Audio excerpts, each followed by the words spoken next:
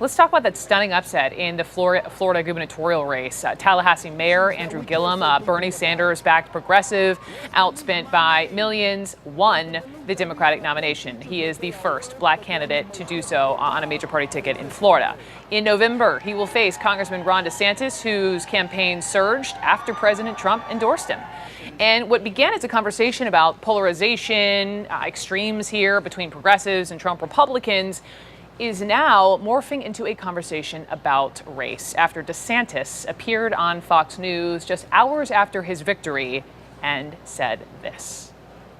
He is an articulate spokesman for those far left views, and he's a charismatic candidate. And, I watched those Democrat debates. None of that was my cup of tea, but he performed better than the other people there. So we've got to work hard to make sure that we continue Florida going in a good direction. Let's build off the success we've had on Governor Scott. The last thing we need to do is to monkey this up by trying to embrace a socialist agenda with huge tax increases and bankrupting the state. Monkey this up. That's what folks are jumping on. So the Florida Democratic Party responding with this. It is disgusting that Ron DeSantis is launching his general election campaign with racist dog whistles. The DeSantis campaign firing back. Ron DeSantis was obviously talking about Florida not making the wrong decision to embrace the socialist policies that Andrew Gillum espouses. To characterize it as anything else is absurd.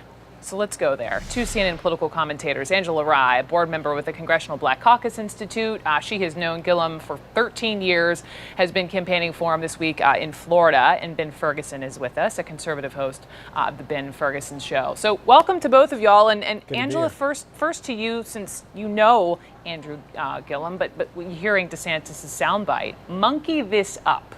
What did you hear? Let me start with a positive first.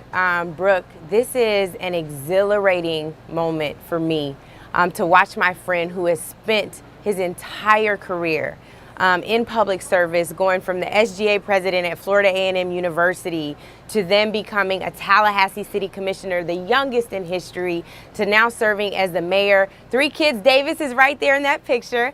A phenomenal guy who doesn't just perform well, Brooke, who isn't just articulate, but he's brilliant and he has a body of work to stand on that demonstrates that. What is so unfortunate about what Congressman DeSantis did is he started his campaign the same way Donald Trump did, right? He started by trafficking in racism and otherizing Andrew, who is true to the form all the way down to the toes of Floridian. So he could have just said, I can't wait to have this competition, to talk about policy, to battle on what we think is fair. He says that he's from a blue collar family. Then he should support $15 an hour minimum wage. He should be on the same side of many of these issues that are not partisan at all. Far from socialist. And it's so funny because all of the rhetoric today is talking about this upset. Nobody's upset except for the folks who polled the wrong people. This isn't surprising to us. Andrew has been doing this work, and I would just say to Ron DeSantis, shame on you. If you don't understand the history in this country, not even in this country, throughout the world, with putting black people in the same vein as monkeys, it's a problem. H&M lost a ton of business. Maybe he should be H&M's new spokesperson because they lost a ton of business by having a little black boy wearing a hoodie that says monkey in the jungle or whatever it said in January, right? Like, we have to get to a point where this type of rhetoric is not acceptable and we call it for what it is. It's not a dog whistle, it's actually a foghorn. Ben, again, Congressman DeSantis' team saying to characterize it as anything else is absurd. How do you see it? Look, there's two things here. One, I would say first off to the Democrat, congratulations on what is history. I mean, seeing a young person, me being younger, both of us, Angel and I both being younger, seeing someone be able to pull this off, being outspent is an incredible thing to see. Forget politics for a second. So I would first say congratulations on that. Second thing here for the congressman, I don't think listening to what he said in general that was meant as a dog whistle. However, when you do misspeak or you say something like this, and clearly there are people that are offended, it is real simple how to handle this. You come out and you apologize and you say you are sorry. and you move on from it as quickly as possible. This is one of those moments where you can say, you know what, I should have used a different word. I apologize. It was not about race when I said it, but I want to apologize. Now let's move on to the general election. Let's have a grand debate. Let's have a grand conversation with the citizens of Florida. And that's how I think it should handle. And unfortunately now in politics, and I think this is a learning moment for many candidates and for the midterms coming up.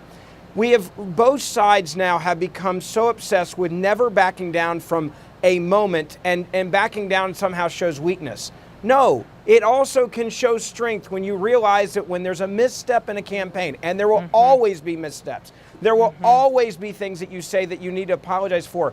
There are moments when you need to apologize, and that's what needs to happen from the congressman. Brooke, can I just say one thing? Go ahead. Ben, do you know if we were in the same studio, I would give you a hug today? Like, that's real. We never. Rarely like, do we, no, but seriously. But today, Yeah. seriously, Ben, in real life, like, I am so glad you said that. And I want you to know, like, yesterday to us felt like it was just a new day. And I really hope that what you're saying, we just continue down this path of just, okay, maybe he didn't mean it that way. If he did, let me tell you all of the treacherous history he kind of stepped upon. But it is so huge of you to say that. And I thank you for being honest and not defending that nonsense. You know, one of the things that I think we've just, in this country, we have to really take a step back, and candidates need to understand this. It is okay to admit that you said something that wasn't correct. It is okay to say you're sorry. It is okay to say you're sorry if you offend someone. And we've become so polarized that when I talk to candidates now, I'm saying, look, understand that when you have a microphone in front of you 20 hours a day during a campaign, you're going to say something but it incorrectly. was the first day. It is the first day. It's yeah. not a good way to start. Speaking of people who are good at mea culpas, let's talk about the president. Just kidding. President Trump, guys, not a segue. He weighed in. A failed socialist mayor named Andrew Gillum, who has allowed crime and many other problems to flourish in his city. So adding to this notion of governing by fear. Moving away from Florida, let me get to this. The president also was with this group of evangelicals yesterday, and he said, people say I'm not voting because the president doesn't like Congress. It's not a question of like or dislike. It's a question that they will overturn everything, they being the Democrats, overturn everything that we've done, and they will do it quickly and violently. There is violence. So, Ben, to you, you know, the White House spokesperson declined to comment on exactly what the president meant by that. But isn't that the notion of violence?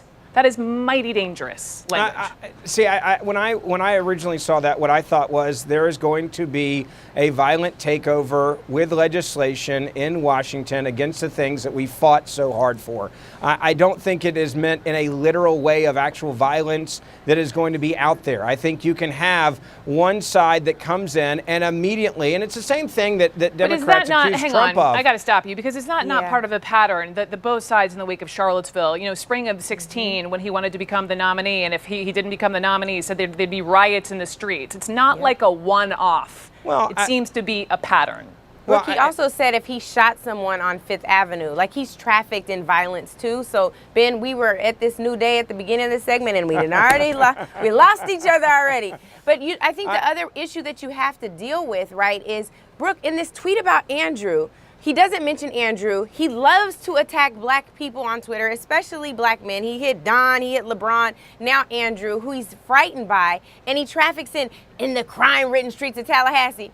What? Has he ever been to Tallahassee? Maybe if he left the golf course in Florida, in southern Florida, he would see. Ouch. Like, Ouch. what is he talking about? Wait. He's too busy vacationing. Statistically, Go ahead, Ben, close this out. When the president talks about crime, and let's also be clear, it's not just he loves, and this is the part where I say, let's take a bigger look at this. The president attacks a lot of people that are white and also Republican. And if you don't believe me, look at the debate we've been having about John McCain. Yes. This there are last numbers week. on this. So let's not act like this president. This president is an equal opportunity offender against people that he disagrees with, regardless of their political party, regardless of their race. So I don't think it has anything to do with race. I think it's a good talking point, but I don't think it's reality. No. There are numbers that CNN pulls. They're like, look at the numbers. It's disproportionately. He disproportionately attacks black people. This disproportionately.